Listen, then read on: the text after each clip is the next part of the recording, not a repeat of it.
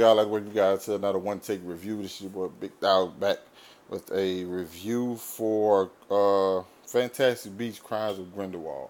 And at this point, I'm kind of wondering why they still call it the Fantastic Beast. There's some in here, and they do play a part in this. But it's more or less about other things.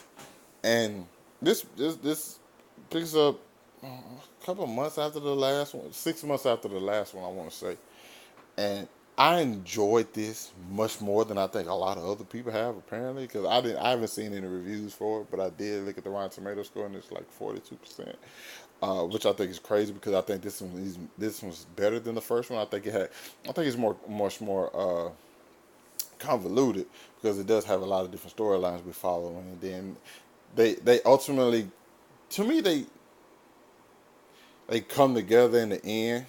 But at the same time, what this film's biggest weakness at is that it's the middle of a trilogy, which I didn't know for some reason. I didn't know this was going to be a trilogy, but it's placed this movie is placed in the middle of that, and so you can tell that, like, hey, this is just basically setting up what happens at the end, because when the movie ends, everybody was just like, yo, that was it. Oh, all right, well, okay. That's disappointing. Now, I'm not a big Harry Potter guy. I honestly, God, binge watched all 8 movies like 2 months ago. Like, that was my first time ever seeing them. And you know what I'm saying? But what I will say, and this is probably gonna be a unpopular opinion, I got Grindelwald is better than Voldemort. Voldemort to me. Like, listen, I understand people love Voldemort, but to me, what Johnny Depp killed his Grindelwald. I just got to put that out there. Johnny Depp destroyed. Every time Johnny Depp was on screen, I was enjoying the hell out of it. Okay, because there's a scene in particular where, well, not in particular, well, there's a scene where he has everybody gathered.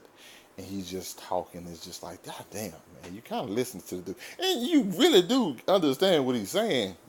He wants to be able to live freely and use magic as he pleases.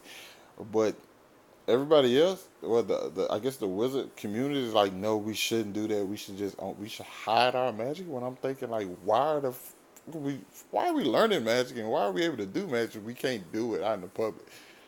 Like, they don't, like, just regular humans don't own the fucking earth. Like, you basically telling me to hide who I am. And so I probably would have been one of the people to join Johnny Depp's crew. I'm not gonna even lie. I'm saying, but I'm not, I'm not trying to kill people just because they can't use magic, and they even manipulates them and be like, yo, that's not what I'm here to do. I don't hate the Muggles. You know what I'm saying? Yeah, there's a lot of little references and stuff to other Harry Potter films. Well, the Harry Potter films we see in the future, but it kind of little things, little Easter eggs that you see happen in this. That I thought was nice. But yeah, I just thought, listen, I've seen Grindelwald kill more people in this movie than Voldemort did in all the movies he was in. That's why I need somebody savage, dog. And to me, honestly, Voldemort had a name that brought up on field, but I ain't see bro put in no work. Bro ain't putting no work in the streets, bro. Any magical street. He wasn't putting in no work. Grindelwald was out here putting in work. And, there's a couple of storylines that just kind of like threw in there. It kind of feels like. Uh, and that kind of knocks the movie too. But some of the ones, when they all get to this culmination at the end, I was just like, okay, now it kind of paid off for me. But it paid off, but at the same time, it still felt like, okay, we know where it's going now, though. Now we know where we're going to end up. You know what I'm saying? Which was what hurts the film. But I still have to give Fantastic Beasts: Crimes of Grindelwald a B+. Now, there are other characters in here, like Newt Scamander, who I thought, like I said, thought he was good. Zoe Kravitz, anytime she was on screen, I wanted to kiss the screen, just saying. But that storyline to me, it was good. And there's a moment at the end where I'm still kind of confused about that. I don't know exactly.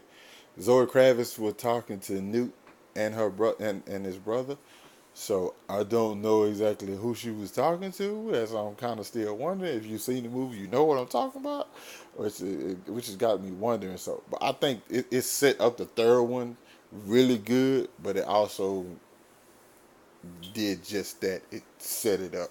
You know what I'm saying? But you guys let me know what you thought about it down in the comments. Did you like it? Did you hate it? Did it ruin something for you? Did you want Johnny Depp recast? I don't. You can't recast me. He was too fucking good. I don't care what you say. Let me know down in the comments. Hit that like button, subscribe to my channel. I'll catch up with you guys later. Peace.